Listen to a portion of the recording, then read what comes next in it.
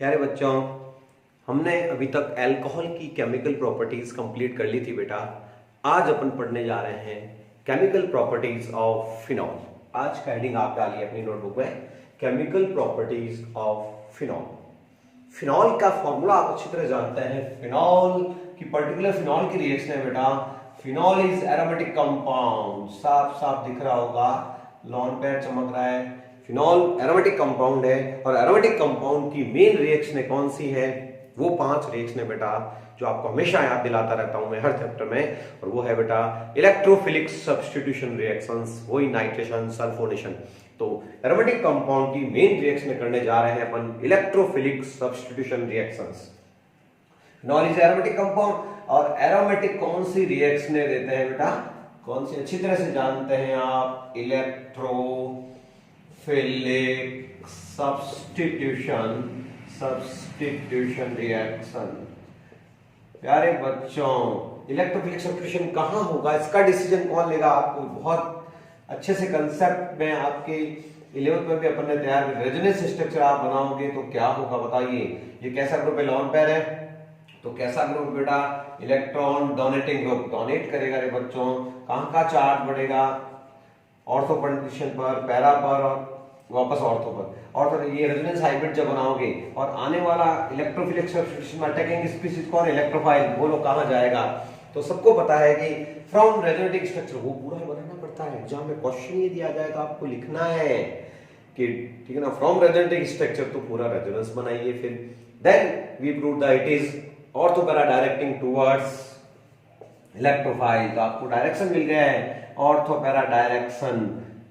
जब किसी को जब डायरेक्शन मिल जाता है, किसी बच्चे को कोई भी डायरेक्शन मिल जाता है, टीचर का काम ही डायरेक्शन देना ही होता है बेटा, तो अब आप बच्चा कर पाएगा इजीली। अब रिएक्शनों पे ध्यान देना है, रिएक्टिविटी पर ध्यान देना है। तो बच्चों ध्यान दीजिए। तो बेटा शुरू करते हैं अपनी रिएक्शन अपन, और सबसे पहले रिएक्शन करने जा रहे हैं कौन सी? सब बच्चों को पता है कौन सी रिएक्शन करेंगे अपन। वही आपकी जानी पहचानी नाइट्रेशन। नाइट्रेशन क्या है बेटा? H रिप्लेस, H जो है सब्स्टिट्यूट होता है, H substitute by nitro group. कहां आएगा? ऑर्थो पैरा का आएगा।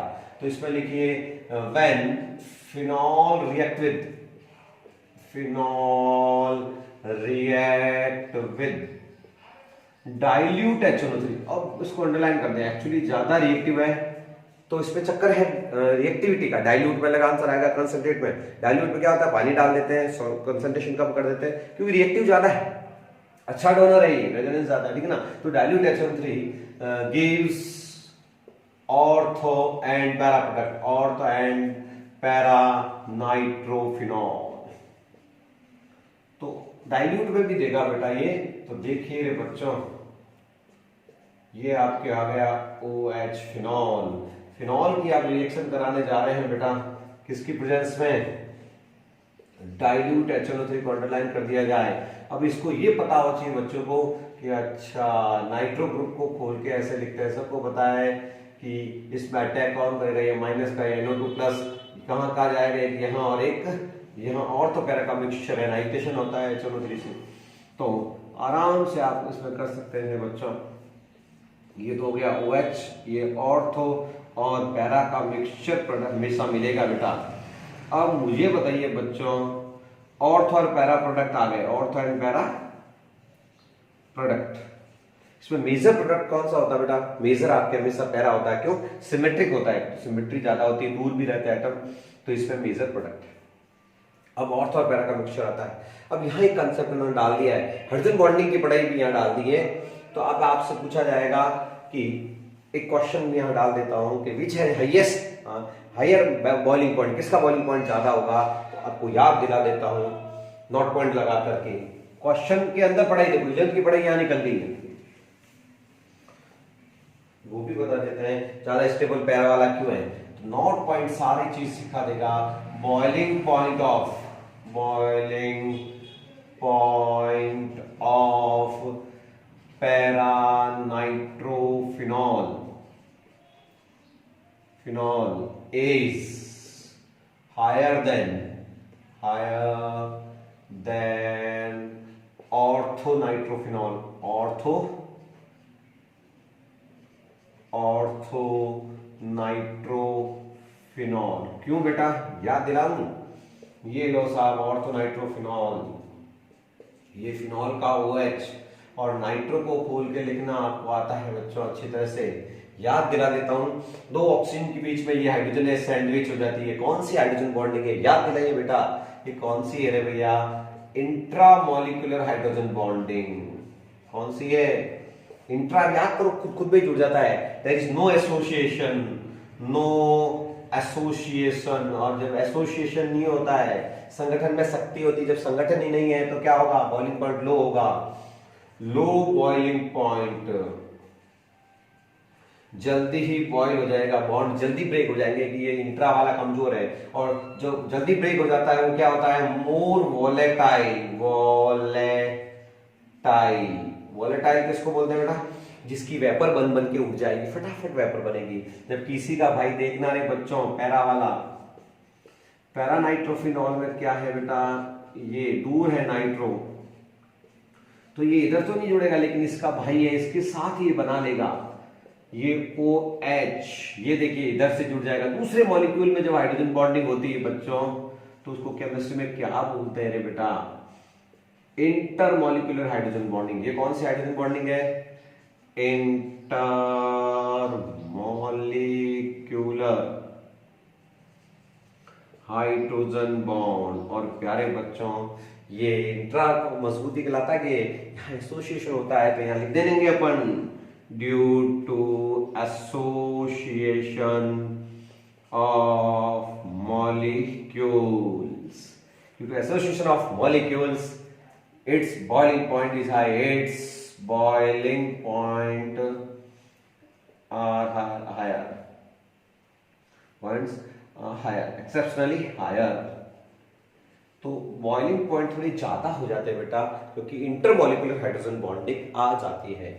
तो बच्चों ये था कमाल किसका?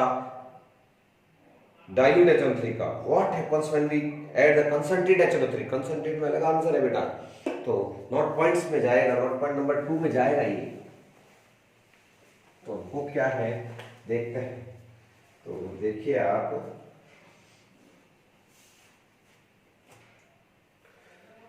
नोट पॉइंट में आ जाएगा, नोट पॉइंट लगाइए बच्चों। What happen when concentrate HNO3 use. Concentrate में ज्यादा हाथ जलता बोले आप रिएक्टिविटी बढ़ेगी। When concentrate HNO3 used, then it gives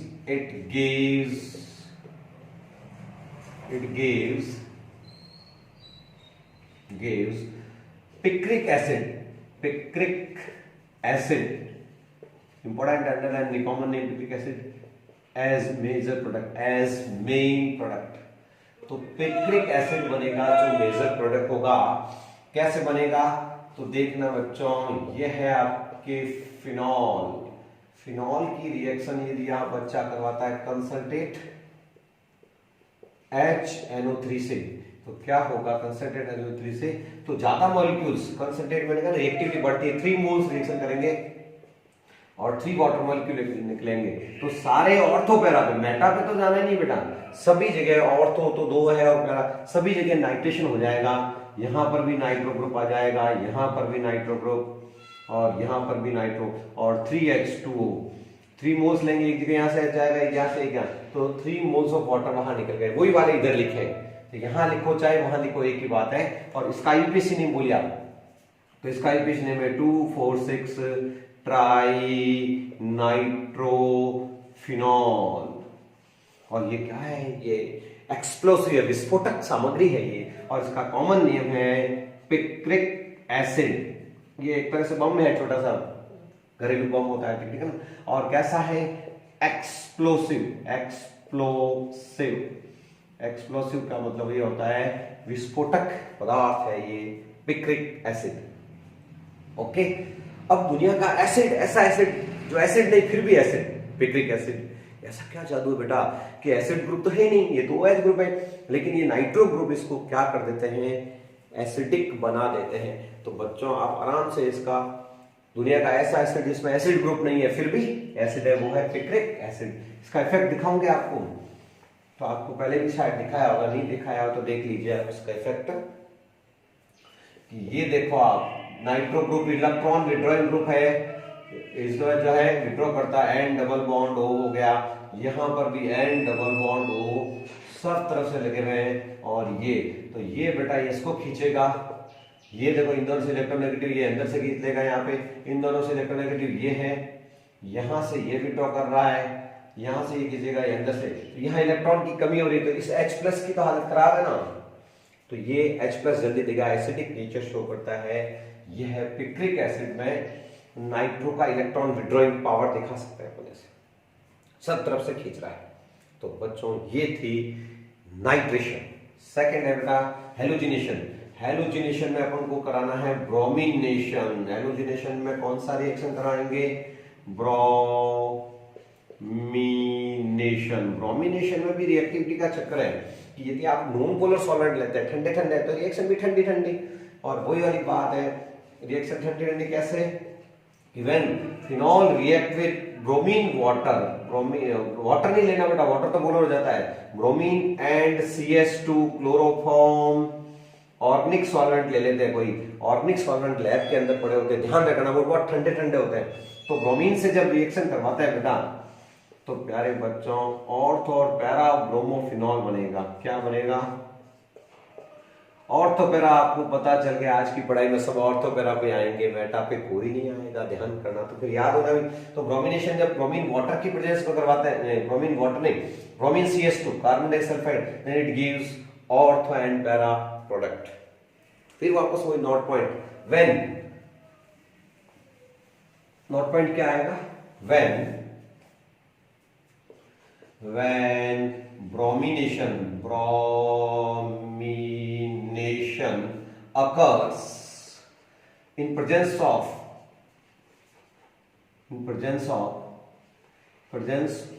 bromine water, bromine और साथ में क्या है रे? वाटर। दिमाग की बत्ती चालू रखना, वहां दिमाग की बत्ती, ब्रोमीन वाटर है, क्या है? ब्रोमीन यदि वाटर है, वाटर कैसा सॉल्वेंट है? Polar, then reactivity increase. Reactivity क्या होगी? इंक्रीज हो जाएगी बेटा, और product gives like picric acid. Picric acid जैसा ही प्रोडक्ट आएगा, तो आराम से आप यही कर सकते हैं ना, इसको उठा देते हैं और यहां आप कर दीजिए क्या रे बच्चों? ये रहा बेटा फिनॉल रिएक्ट विद ब्रोमीन, और 3 और यहाँ वाटर है, ब्रोमीन जल है, वाटर है, वाटर के प्रेजेंस में रिएक्टिविटी बढ़ेगी, और कहां कहां रिएक्शन होगी? वही सारी पोजीशन ऑर्थो पैरा पे, यहाँ पे ब्रोमो भाई साहब आ जाएंगे, यहाँ पर भी ब्रोमो, यहाँ पर भी ब्रोमो प्लस 3H तो प्यारे बच्चों क्या देख रहे हो? 2,4,6 ट्राई ब्रोमोफिनॉल बन गया है। 2,4,6 try bromo, BROMO, try bromo क्या बन गया? फिनॉल बन गया। ये भी पिक्रिक एसिड जैसा ही कंपाउंड नहीं लग रहा है 2,4,6 पे, तो ये BR आप ध्यान रखना है, IUPAC भी याद रखें, और ये बनेगा। तो ये था ब्रोमिनेशन। नेक्स्ट रिएक्शन ले रहे हैं बेटा, छोटी छोटी रिएक्शन भी बहुत इंपॉर्टेंट है, छोटी लेकिन बहुत मोटी इंपॉर्टेंट है। व्हाट एवर, वो तो आपने 11th में पढ़ ली थी, जिंक डस्ट। नेक्स्ट है reaction with zinc dust. Zinc dust डाल दी जाए तो क्या होगा? थर्ड रिएक्शन आपकी फेवरेट है, reaction with zinc dust. Zinc dust से ऑक्सीजन बाहर जाती है, तो एक तरह से मैं कह सकता हूं जिंक डस्ट क्या है? मेटल क्या होता है? रिड्यूसिंग एजेंट होता है, तो रिडक्शन होगा, और क्या होगा? तो इनडायरेक्टली आप रिएक्शन पढ़े, जिंक डस्ट से रिडक्शन होगी। क्या होगा reduction? When phenol react in presence of zinc dust. Zinc की मिट्टी धूल टाइप है, तो ये O बाहर चले जाता है बेटा, और बस। तो बच्चों O बाहर गया तो ZnO बाहर गया, जिंक और ऑक्सीजन बाहर, तो ये चेंज लगा दो, तो क्या आंसर आएगा रे पप्पू? क्या आंसर आएगा? Benzene is the answer. तो बेंजीन आंसर आएगा बेटा। बेंजीन केमिस्ट्री का पेरेंट कंपाउंड है, इससे नाइट्रेशन कराओ, सल्फोनेशन कराओ, दुनिया की कोई भी रिएक्शन करा सकते हो बच्चों। इसी तरह से 4 है बेटा, लेने जा रहे हैं ऑक्सीडेशन। शानदार रिएक्शन है, रिडक्शन ऑक्सीडेशन साथ साथ जुड़ी है। When phenol, phenol open in air, open in air, हवा में खुला छोड़ दो, एयर एंड लाइट, और in presence of, in presence of oxidizing agent, oxidizing agent, sodium dichromate ले लें Na2Cr2O7 gives dark colour, dark colour हो जाता है, ब्राउन भी लिखते हैं, कोई डार्क कलर लिख देते हैं ब्राउन, ठीक है ना, dark colour due to formation of, due to formation of parabenzoquinone, quinone, parabenzoquinone बन जाता है बच्चों। देखते हैं क्या होता है पैराबेंजोक्विनोन। तो डियर ये रहा फिनॉल, इसको हवा में खुला छोड़ा तो ओपन इन एयर, हवा में खुला छोड़ा, या फिर ऑक्सीडाइजिंग एजेंट ले लिया सोडियम डाइक्रोमेट, क्या होगा, ऑक्सीडेशन होगा। मेनली कौन सा प्रभाव, कहां जुड़ती है कोई भी चीज आके अटैक कहां करती है, मेनली ऑर्थोपैरा पर, और ऑर्थोपैरा में भी मेन क्या होता है, पैरा, तो मेनली आप ध्यान रखना पैरा पर जोड़ दीजिए, और पैरा पर आपको पैराबेंजोक्विनोन, सारे बॉन्ड सीधे सीधे देखो, इस तरह का एक कंपाउंड बन जाता है, इसका नाम है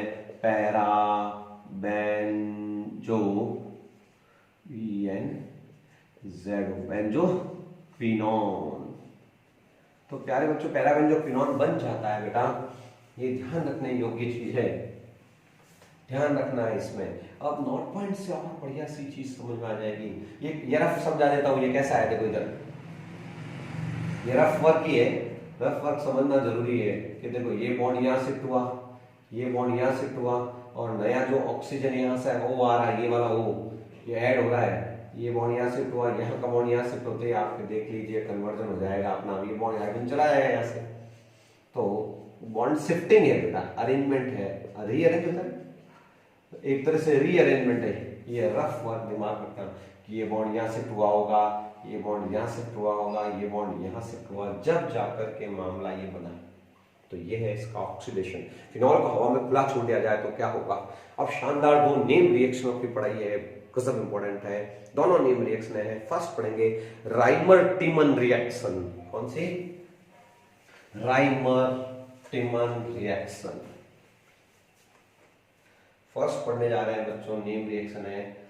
फिर Reimer, REI, Reimer Tiemann, Tiemann reaction, TIE, Reimer Tiemann reaction. Actually यूं तो राइमर-टिमन रिएक्शन याद रह जाएगी, लेकिन वास्तव में ये फॉर्माइलेशन है एक्चुअली। अब केमिस्ट्री में कई बच्चों को फॉर्माइल ग्रुप पता नहीं है, तो वो बच्चा लापरवाह है। फॉर्माइल किसका प्रीफिक्स है? एल्डिहाइड का। किसका है? तो बस उस बच्चे को पता चल गया, अच्छा इसमें एल्डिहाइड बनेगा, या फॉर्माइलेशन है राइमर-टिमन। तो डेफिनेशन क्या है? When phenol react with, important है ये, when phenol react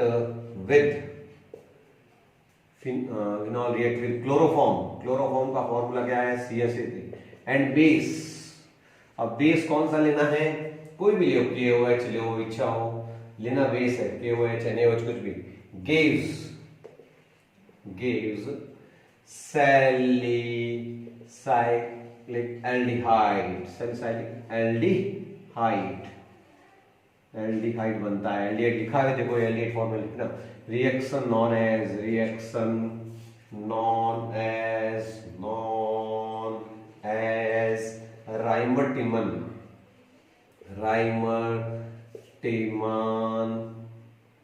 Rymer-Tiemann formylation. मैं तो फॉर्माइलेशन वर्ड यूज करना जरूरी है, जिससे बच्चे को पता रहे कहाँ एल्डिहाइड बनेगा। क्या रिएक्शन है? फिनॉल लिखा है तो लिख लीजिए फिनॉल, ये रही बेटा phenol. React with chloroform, formula chloroform का क्या है? CH3। बेस क्या है? बेस एक्चुअली रिएक्शन का मैकेनिज्म बिल्कुल अलग है, ये तो रिएक्शन याद करनी है तो करनी है, ठीक है ना। बेस क्या है? 3KOH। मैकेनिज्म क्या है वो तो बात आपको पता अलग बताएंगे। क्लोरोफॉर्म बेस क्या बनता है बेटा? ऑर्थो पोजीशन पे क्या इसमें क्या आ जाता है, एल्डिहाइड। फॉर्मेलेशन है तो ये एल्डिहाइड आ जाता है मेजर प्रोडक्ट, और साथ में कचरे में क्या जाएगा 3KCl के, और यहाँ से Cl मिल जाएगा, और वाटर भी 3H2 क्योंकि बाहर से ऐड करता है इसमें। तो ये है बच्चों इसका मेन रिएक्शन। आपको तो इतनी ही याद करनी है, मैकेनिज्म आपके कहीं दिया हुआ नहीं है, कॉलेज में आता है, फिर भी मैकेनिज्म बताएंगे आपको कि मैकेनिज्म इसका क्या है, वो एक्स्ट्रा में चला जाएगा। लेकिन रिएक्शन राइमर-टिमन रिएक्शन ये रही बच्चों, phenol react with chloroform and base gives salicyl aldehyde, salicylic aldehyde नाम है इसका। IUPAC name है 2-hydroxybenzaldehyde, CHO एल्डिहाइड ग्रुप है, reaction known as Rymer-Tiemann reaction. यार बच्चों इसका इंटरमीडिएट क्या होता है बात करेंगे। ये दोनों पहले रिएक्शन करते हैं, इसमें अटैक करने वाला होती है कार्बीनी स्पीसीज। क्या होती है, कार्बीन। तो बात करें, ये तो आपके जो याद करना वो इतना ही है। अब आप पढ़ रहे हो एक्स्ट्रा पढ़ाई, कंपटीशन के लिए एक्स्ट्रा पढ़ना जरूरी होता है। तो इंटेलिजेंट बच्चों के लिए जो कंपटीशन देखेंगे आगे, उनके लिए इससे आगे पढ़ना पड़ेगा। तो हम बात कर लेते हैं इसके मैकेनिज्म की। मैकेनिज्म की बात करनी भी जरूरी है बेटा। क्यों करनी जरूरी है कि पहले तो क्लोरोफॉर्म की रिएक्शन करवा दो आप। CH क्लोरोफॉर्म है, इसकी रिएक्शन, ये बेस है तो बेस कोई भी लिया, ये लीजिए बेस, फर्स्ट स्टेप आप ये लीजिए।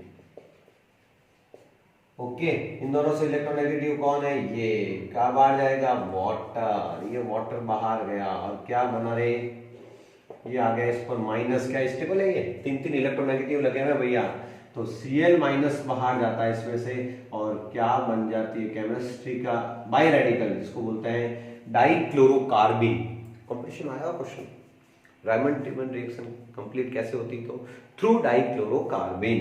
इसका फुल नेम है dichlorocarbene.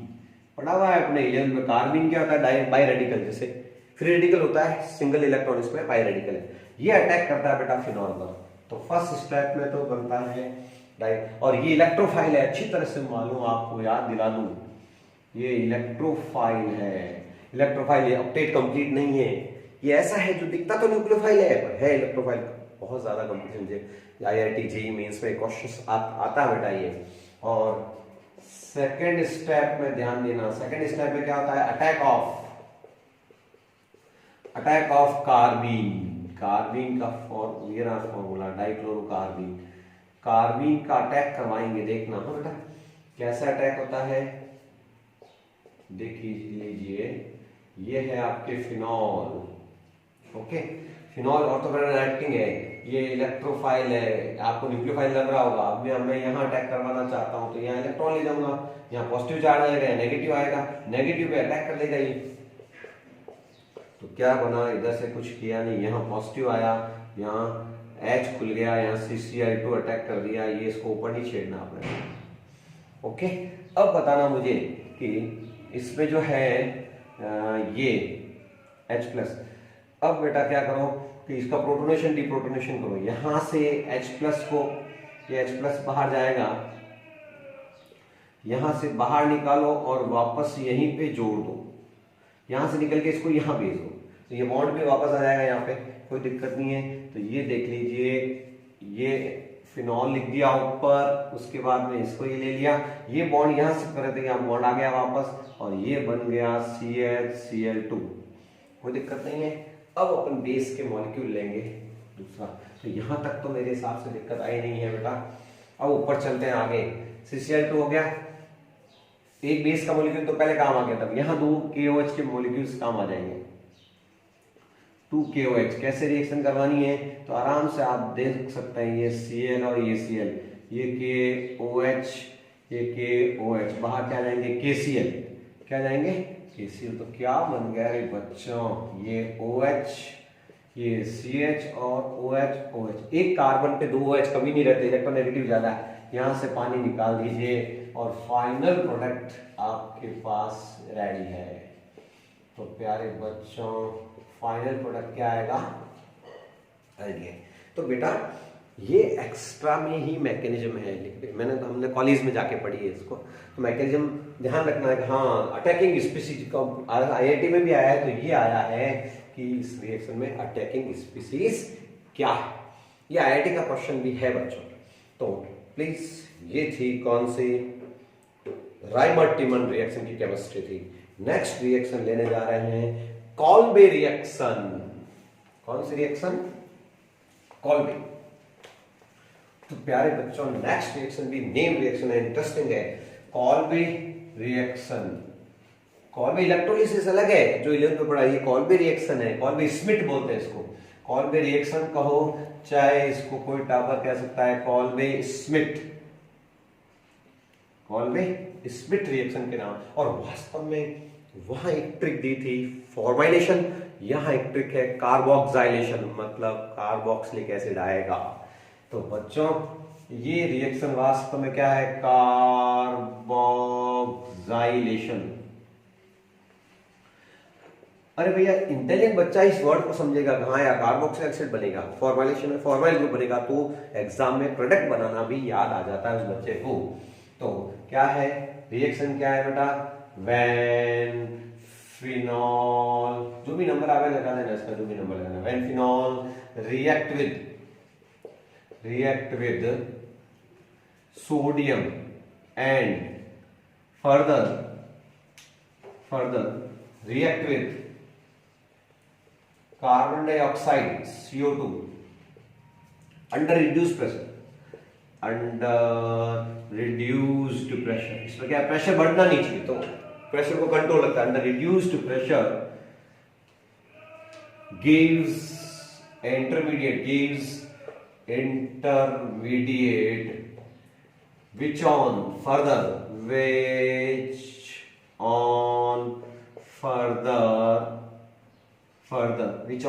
hydrolysis and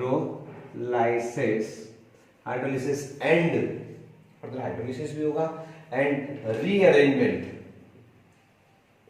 rearrangement gives salicylic acid। और बच्चों सैलिसाइलिक एसिड से ही आपकी मैंने वो माते की गोली बनाई थी एस्प्रिन, डिस्प्रिन बनाते हैं ना एस्टिफिकेशन, तो वो भी आप ध्यान रखना। एस्प्रिन आपके पहले आ गई है, एस्प्रिन का फॉर्मूला वो सैलिसाइलिक एसिड से बनता है।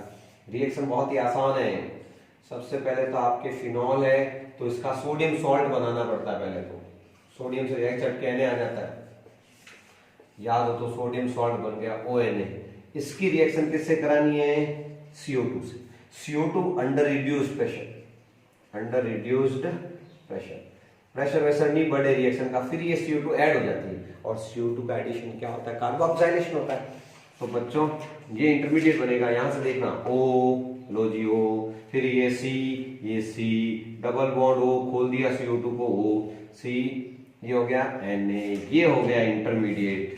ये इंटरमीडिएट ही बना है अभी, तो अभी फिनॉल नहीं बना, इसमें दो काम करने हैं, तो इंटरमीडिएट बन जाएगा। इंटरमीडिएट बनने के बाद क्या क्या होगा रे बच्चों? इंटरमीडिएट होने के बाद दो काम होंगे, एक तो हुआ हाइड्रोलाइसिस क्या होता है? ब्रेक करना है, देखना कहां से करना है? H और OH। तो क्या होगा बोलिए, यहां से मैं टुकड़ों में कर रहा हूं, बुक से ये रिएक्शन समझ में नहीं आएगी, डायरेक्ट ही की हुई है, और यहाँ आराम से समझ में आएगी। OC double bond OH।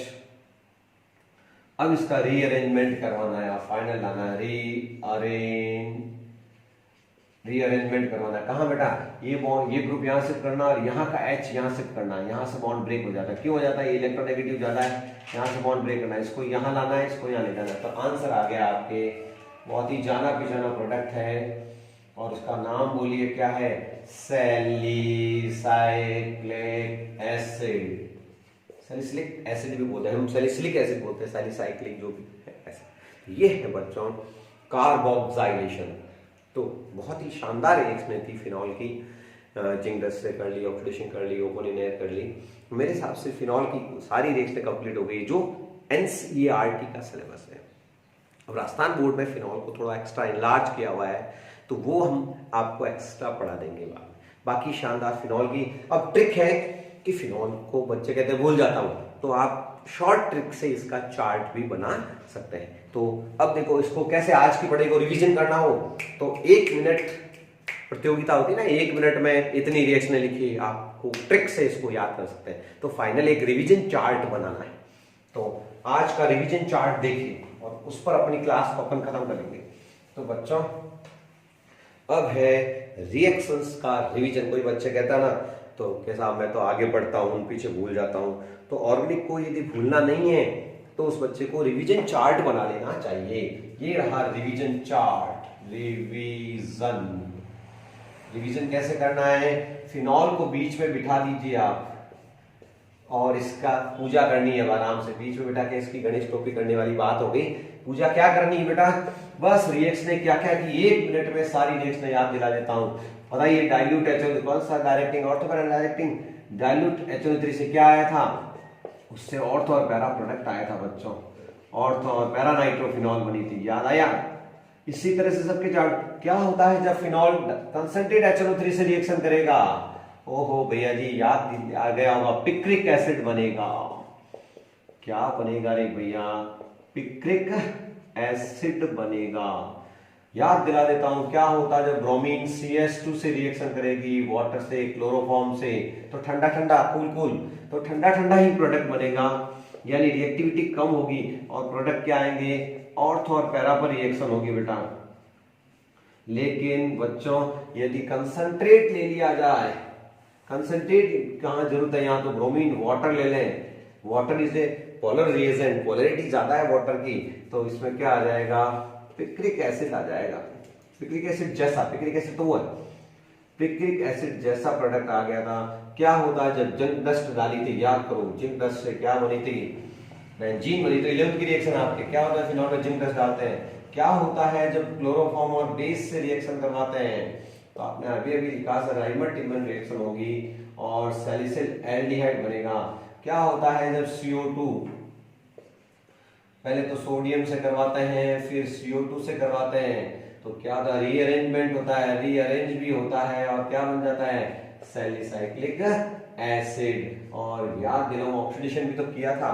क्या होता है जब ऑक्सीडेशन करवाते हैं, किसकी प्रेजेंस में, सोडियम डाइक्रोमेट, तो क्या होता है बच्चों, वो बनता है पैराबेंजोक्विनोन। तो प्यारे बच्चों, 1 मिनट में सारी रिएक्शनों का रिवीजन हो गया। तो रिवीजन चार्ट आपको बना लेना है। तो बच्चों, ये फिनॉल का एक तरह से रिवीजन हो गया है।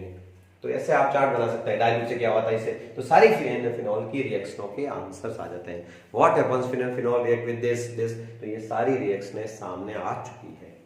तो बच्चों, एक बार इसको फिर वापस रिवाइज करें, फिर इसका टेस्ट लिया जाएगा। ओके, इसको बना देखिए।